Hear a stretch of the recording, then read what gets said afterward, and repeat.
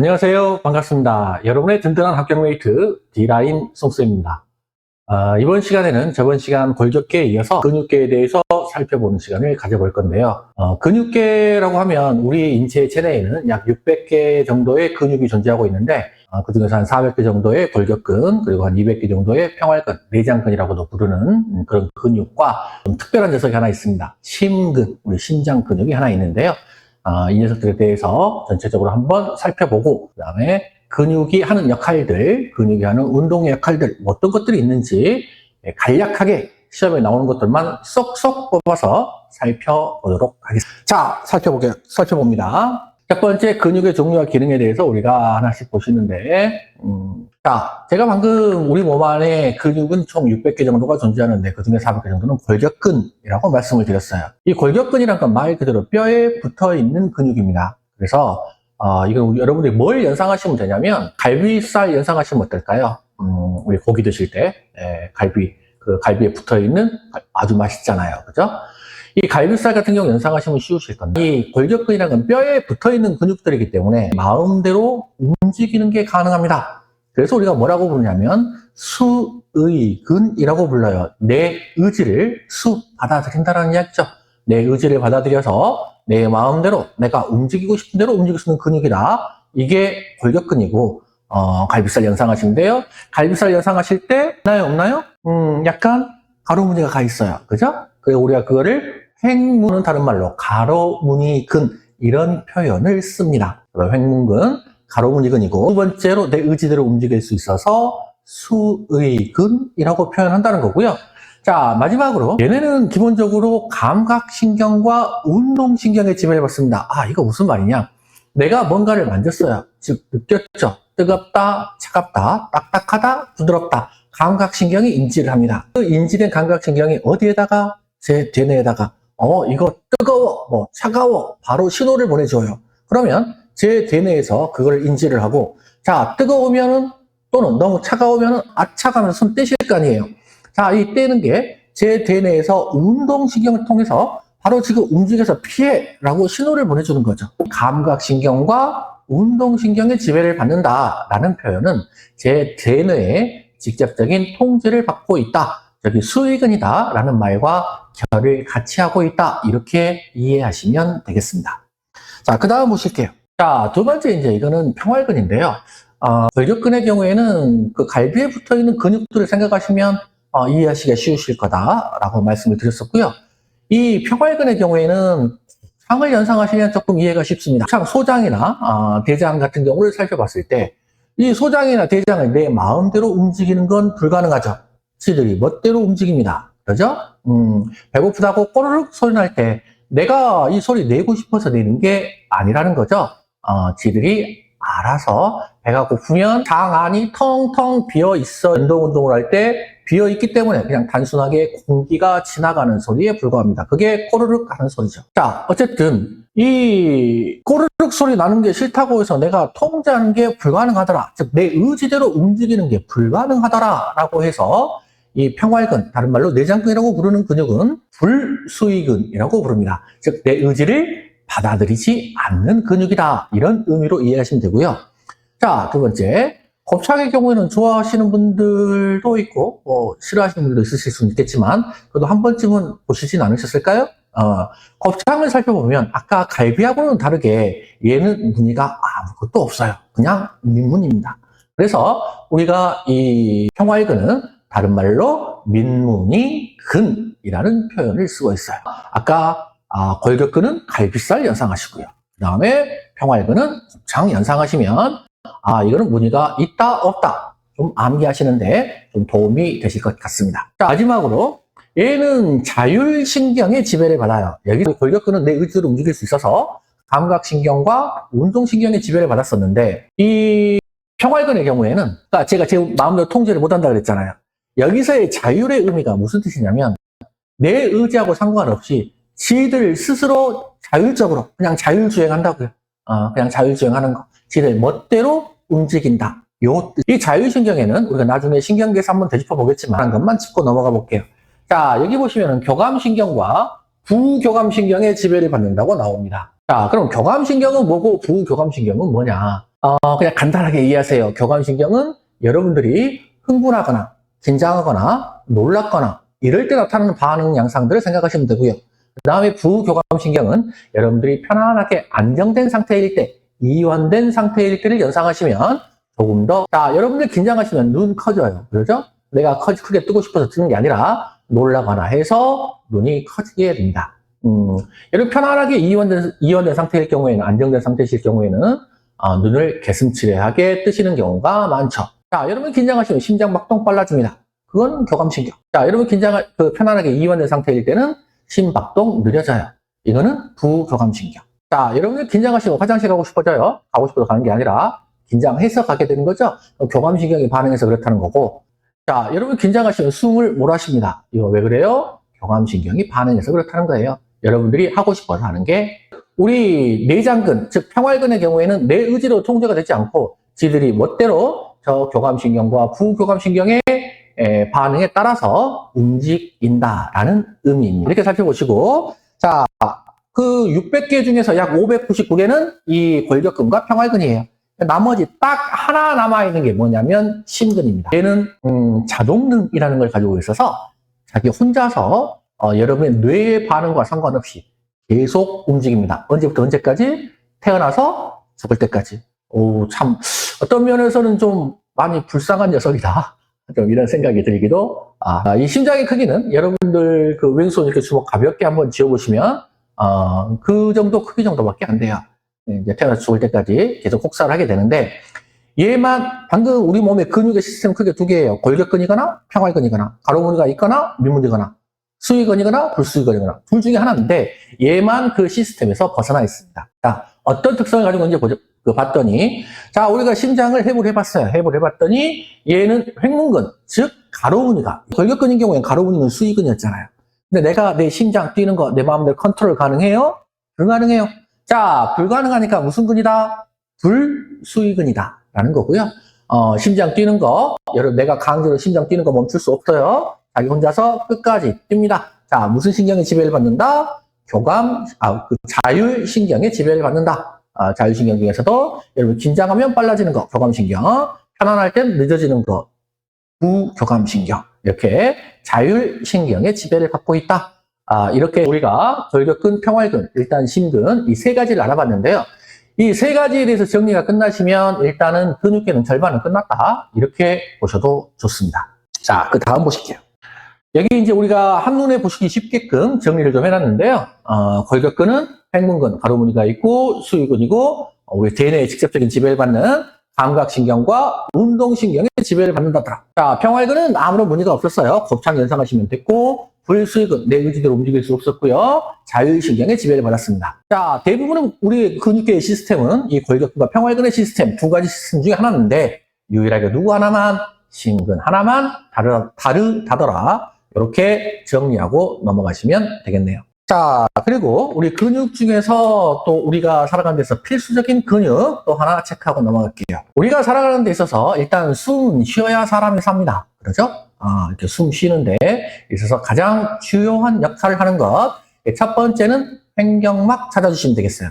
이 횡격막은 예를 들어 위장이라고 보고, 자, 여기 위에가 10도라고 봤을 때 요 분계선에 이렇게 위치하고 있는 녀석이 횡격막입니다. 이거는 여러분들이 이제 요 위로 이렇게 폐가 두 개가 이렇게 있어요. 녀석들은 폐. 자, 이 폐가 여러분들 공기를 깊이 들이마셨을 때 이 폐가 확장을 하겠죠? 자, 확장을 하면 이 횡격막이 어떻게 돼요? 아래로 쭉 내려옵니다. 즉, 여러분들이 호흡할 때 위아래로 움직이는 건 전부 이 횡격막이 컨트롤하고 있는 거고요. 깊이 또 심호흡을 했을 때 여러분들의 흉곽은 부풀어 오릅니다. 앞으로도 튀어나오죠. 그죠?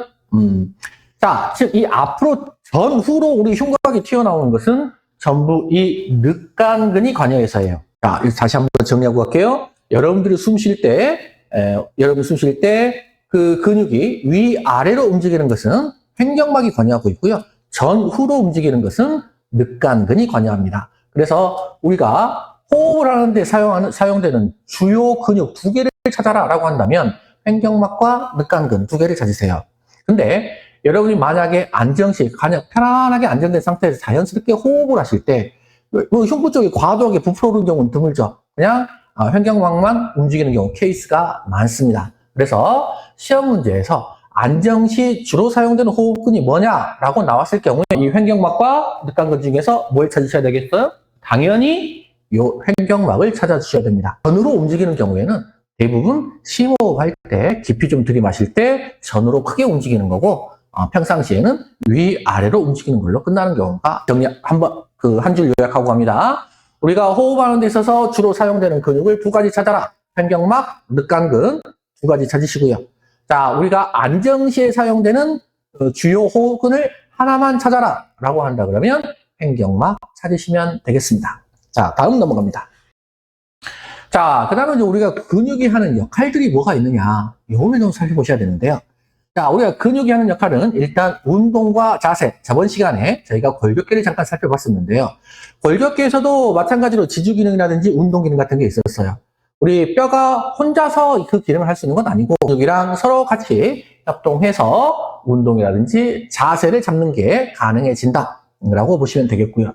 자, 두 번째 열 생산입니다. 우리 체온 유지와 연관이 있어요. 여러분 날씨 추울 때 우리 항상성 공부할 때 했었죠? 날씨 추울 때 어떤다고요? 근육을 덜덜덜덜 떨어요.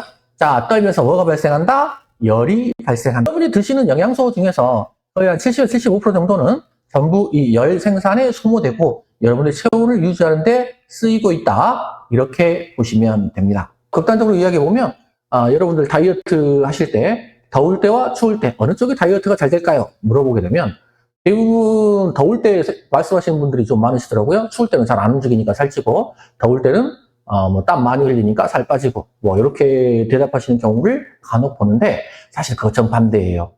추울 때 근육이 떨면서 열 생산을 하게 됩니다. 그 열 생산은 전부 뭘 소모해서 여러분이 섭취한 영양소, 에너지를 소모해서 열을 발산시키고 있는 거기 때문에 여러분들의 신진대사율 이게 확 올라가게 돼요. 날이 추우면 추울수록 살은 점점 더 빠집니다. 그냥 간단한 팁 같은 개념이에요. 자, 다음 넘어갑니다. 그 다음 보시는 게 이제 물질 이동인데요. 자, 물질 이동이 무슨 말이냐. 여러분들 음식물 이동하시는 거 생각하시면 됩니다. 내가 음식물을 삼켰을 때 음식물이 구강에서 어디까지 이동해요? 우리 항문관까지 이동해요. 자, 이거 이동할 때는 제가 물구나무를 서도 구강에서 항문관 쪽으로 내려갑니다. 자, 어떻게 내려가는 거냐? 우리 식도나 위장이나 소장, 대장 얘네들이 끊임없이 연동운동이라는 걸 해요.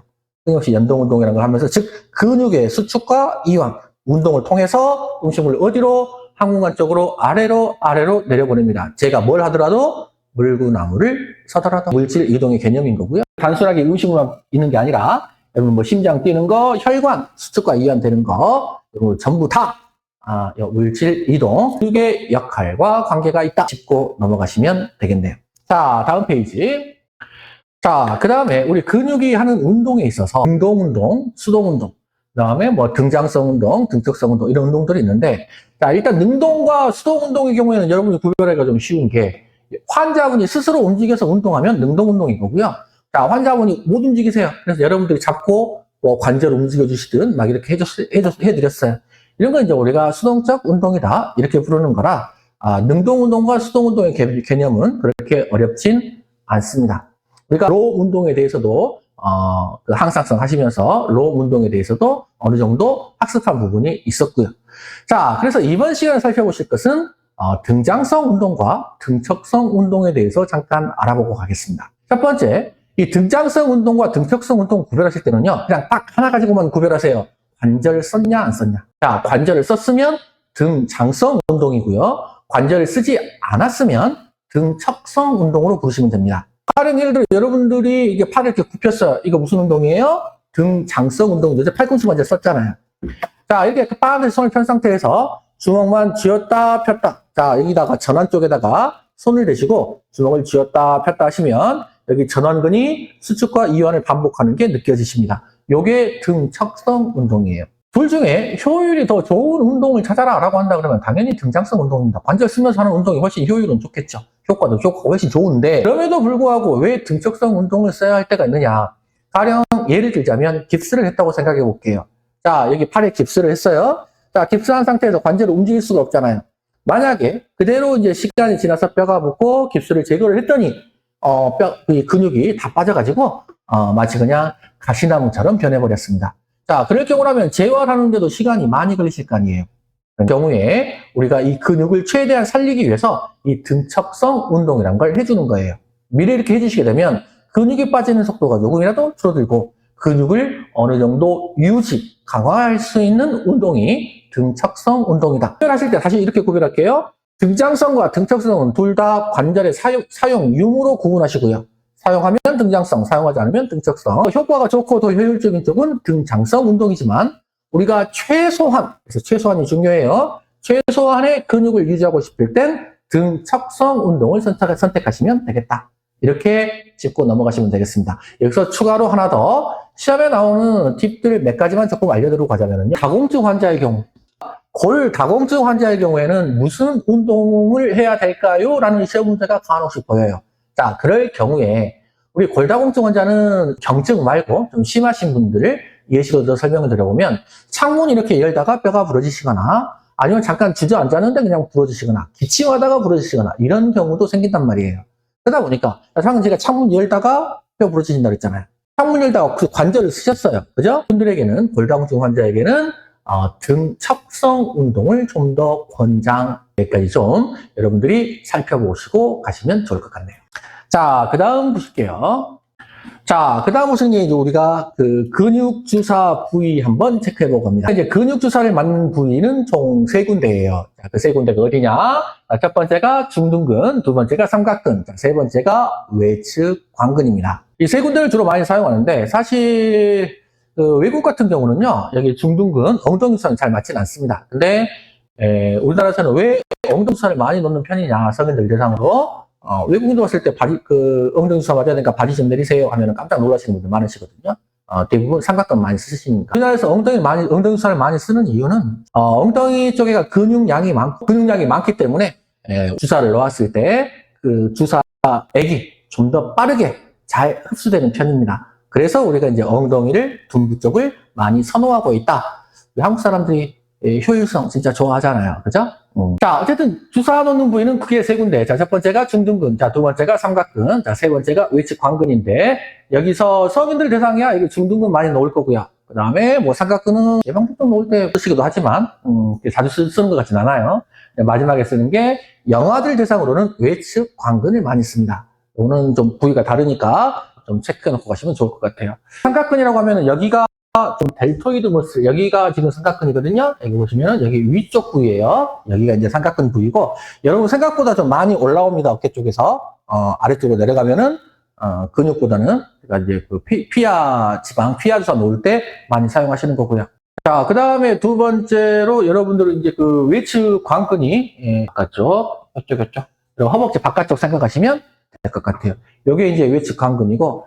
자, 그 다음에 세 번째로 이제 중둔근이라고 하면은 요 부위거든요. 미디우스. 나와요? 잠깐만요. 우리가 미디엄 그러잖아요. 그래서 중둔근. 위에가 막시무스. 저기 이제 요 부위는 대둔근. 요 부위는 대둔근. 바깥쪽 부분이 중둔근이에요. 옆쪽에서 보시면 조금 더 이해가 쉽죠. 측면적으로 우리가 엉덩이 주사 맞을 때 바로 정면에서 맞으시는 게 아니고 측면적으로 살짝 비켜나서 주사를 맞으셔야 된다. 이렇게 구분하고 넘어가시면 될 것 같습니다. 여기 근육주사 부위 세 군데 같은 경우는요, 우리가 기초간호학, 기초간호 임상 실무, 이쪽 부분에서도 자주 물어보는 편이기도 하고, 하니, 주사 부위 세 군데를 꼭 체크해 놓고 넘어가시길 바랍니다.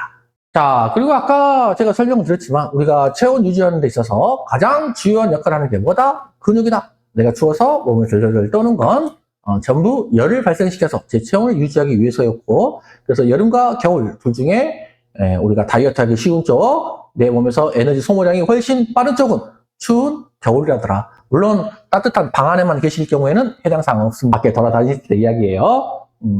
자, 여기까지 보시고 이번 시간은 마무리 짓겠습니다. 이 근육계라고 하면 아까 제가 초반에 설명드렸던 골격근, 횡문근, 그리고 골격근이 횡문근이고 수위근, 그리고 평활근은 민문이근이고 불수위근, 그리고 심근은 두 가지 특성을 다 가지고 있고 근육계의 절반이다 라고 말씀을 드렸었고요. 나머지 근육의 각각의 특성들, 등장성, 등척성 운동 이런 정도만 여러분들이 체크해 두셔도 여러분들 시험 보시고 충분한 점수를 얻는 데는 전혀 문제가 없으시리라 생각이 듭니다. 시간에도 여러분의 합격에 필요한 내용만 쏙쏙 뽑아서 쉽게 풀어드리는 D라인 송쌤이었습니다. 감사합니다.